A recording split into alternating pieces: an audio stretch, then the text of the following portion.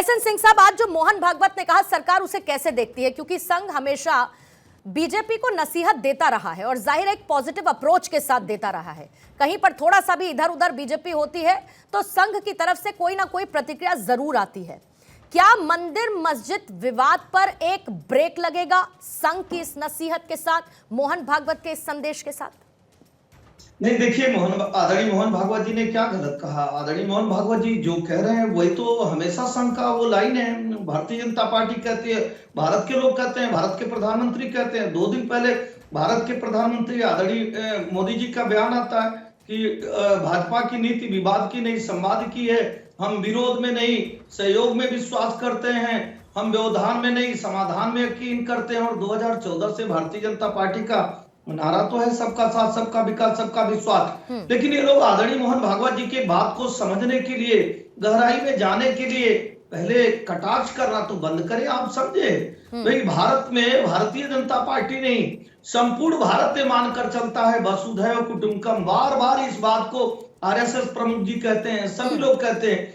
आप देखिए ना, संघ का नारा क्या है, पहले दिन थोड़े ना कहा जाता है नमस्ते सदा वत्सले मातृभूमि, हमेशा अपने मातृभूमि की वंदना करनी चाहिए, अपने मातृभूमि से प्रेम करना चाहिए। और जो भारत की संस्कृति है, जो भारत की सभ्यता है, जो भारत की परंपरा, जो भारत के धरोहर है, उसके साथ खड़े होने चाहिए।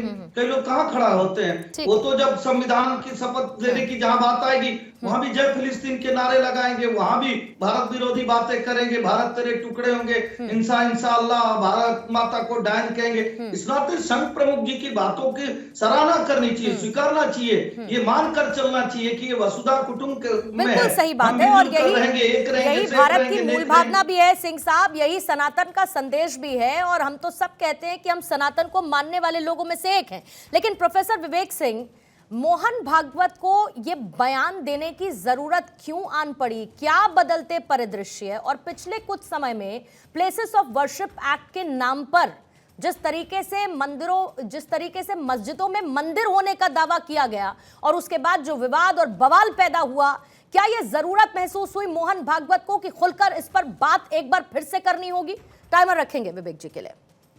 देखिए, एक हमको समझना पड़ेगा कि अति सर्वत्र वर्जित, तो ऐसा ना हो कि हम लिमिट को क्रॉस करें। और देखिए, जो बड़े होते हैं और आदरणीय मोहन भागवत जी ने वही दिखाया है। और देखिए, आरएसएस का शुरू से जो भाव है वो सभी धर्मों को लेकर उदार रहा है। आरएसएस जो है तुष्टीकरण और देश विरोध, ये 2 चीजों को कभी भी एक्सेप्ट नहीं करती। उसके अलावा उसमें सभी धर्म जो है बराबर है। और हमारे यहाँ तो कहते हैं सर्वे भवन तो किया, हम थोड़ी कहते हैं हिंदू भवन किया, हम तो बोलते हैं सर्वे भवन किया। हम उसकी कल्पना को लेके हम चलते हैं। देखिए, अगर मोहन भागवत जी ने कहा है, क्योंकि लगातार बहुत सारे मामले आ रहे थे, कोर्ट की तरफ जा रहे थे, तो देखिए इसमें कोई दो राय नहीं। हमारी जो सांस्कृतिक जो विरासत है, जो हमारी कुछ सांस्कृतिक पहचान है, उसको छोड़ के हमें जो है इन सब चीजों में नहीं पड़ना चाहिए। देखिए, बिल्कुल ठीक बात है, देश संविधान पे चल रहा है, यहाँ पे सबका सम्मान है, सभी धर्मों का सम्मान है। और उसके देखते हुए मोहन भागवत जी ने यहाँ बयान दिया है।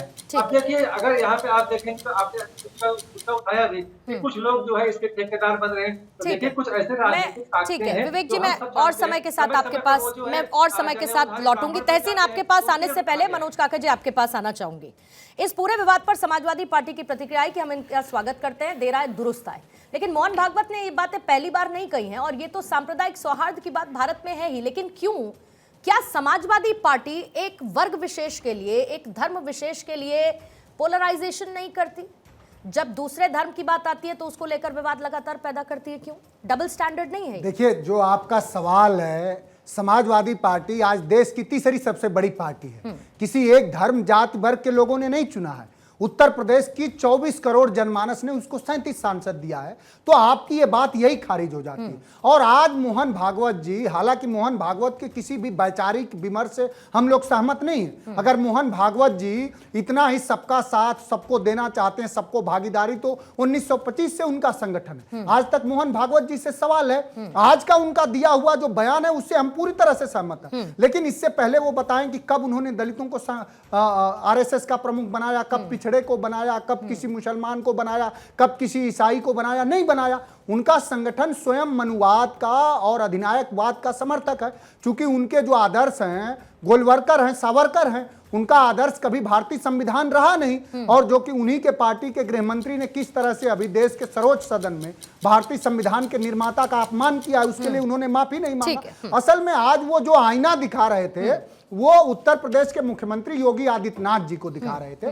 तो ये इस तरह का भुलावा वाला वैचारिक विमर्श देने के बजाय अगर सही ये होता और उनसे हम लोग और ज्यादा सहमत होते कि वो कहते कि उत्तर प्रदेश के मुख्यमंत्री योगी आदित्यनाथ धार्मिक उन्माद फैला रहे हैं, उन्हें ऐसा नहीं करना चाहिए। उन्होंने जो बात कही वो रामधारी सिंह दिनकर ने एक किताब लिखी है संस्कृति के 4 अध्याय, उसमें उन्होंने स्पष्ट लिखा है कि भारत का निर्माण किसी एक जाति धर्म या मजहब से नहीं हुआ, बल्कि सभी लोगों के कुर्बानियों से, सभी लोगों के पराक्रम से ही इसका निर्माण हुआ। लेकिन मोहन भागवत जी और भारतीय जनता पार्टी वो चाहती है कि मनुवाद चले, यहाँ जाति व्यवस्था बनी रहे, कुछ भारतीय जनता पार्टी के जो सामंती साथी हैं वो शीर्षस्थ बने रहे, यहाँ दलितों पिछड़ों को हमेशा श्रम करने का ही सिर्फ हक हो, वो अपना अधिकार किसी भी तरह का राजनैतिक आर्थिक सामाजिक न ले पाए। उसके लिए समाजवादी पार्टी की हमेशा संविधान सम्मत बात करती है।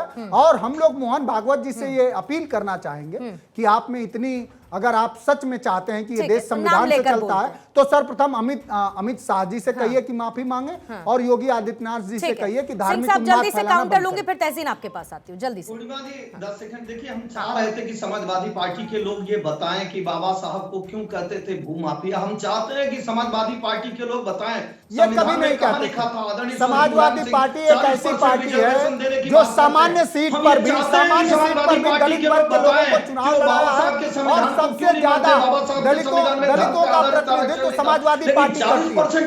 आप ये बताइए कि उत्तर प्रदेश में 69,000 शिक्षक भर्ती में लोगों का आरक्षण क्यों खा गए? इस देश के विश्वविद्यालयों में दलित और पिछड़े वर्ग के लोग कुलपति क्यों नहीं है, रजिस्ट्रार क्यों नहीं है?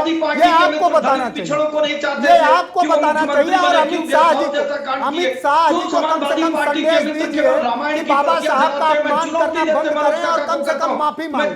इन सब सवालों पर आपको रहना चाहिए। सबसे ज्यादा दलित पिछड़ा और बहुजन विरोधी अगर कोई इस देश में पार्टी है तो भारतीय जनता पार्टी है। आप मंडल कमीशन की रिपोर्ट के खिलाफ रहे, आप हमेशा में दलितों पिछड़ों के आरक्षण के खिलाफ रहे। वही मोहन भागवत है कि 2015 में बिहार में ये बयान देते हैं कि अब आरक्षण को खत्म करने की जरूरत है। तो ये देश और इस देश का बहुजन समझ रहा है, और भारतीय जनता पार्टी की चूल्हे हिल जाएंगी, चूल्हे। ठीक है। अब आपको इस देश के दलितों से और बहुजनों से और बाबा साहब से माफी मांगनी चाहिए। लेकिन जब आप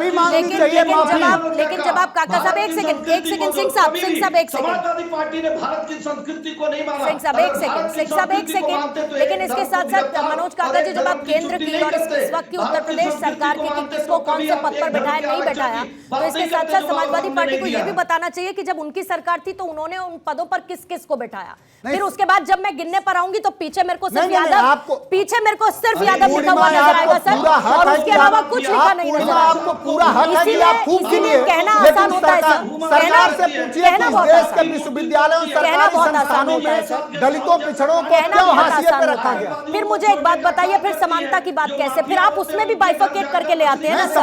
जब समानता की बात होती है तो फिर बाइफरकेशन किस बात? आप समानता की बिल्कुल सही सवाल है आपका। समानता की बात तो तभी होगी ना जब संविधान के प्रस्तावना के अनुसार सबको प्रतिष्ठा और अवसर की समता मिलेगी। ठीक है, प्रतिष्ठा और अवसर की समता ही नहीं है। ठीक है, तहसीन आपके पास आते हैं, दीपक जी आपके पास, सर्वेश जी आपके पास आते हैं। माफी मांगो, माफी मांगो, हिम्मत तो आप बता के दिखाएं। जय भीम बोलो, बाबा साहब अमर रहे बोलो। लेकिन हिंदू धर्म हिंसक होता है, साधु सन्यासी चिरंजीवी होते हैं, काशी में तो लोग अंतिम समय में जाते हैं। कौन किया? अरे समाजवादी पार्टी ने उसको लेकर प्रेस कॉन्फ्रेंस हो चुकी है, उसको लेकर बीजेपी ने भी प्रेस कॉन्फ्रेंस कर ली, कांग्रेस ने भी प्रेस कॉन्फ्रेंस कर ली, आपने संसद परिसर में विरोध भी कर लिया। ठीक है, उसको लेकर विवाद भी हो गया। ठीक है, सिंह साहब प्लीज, सिंह साहब रुकिएगा, दोबारा टर्न पर, फिर उसके बाद मैं आपके पास आती हूँ, तहसीन आपके पास आती हूँ, फिर दीपक जी सर्वेश जी आपके पास आऊंगी।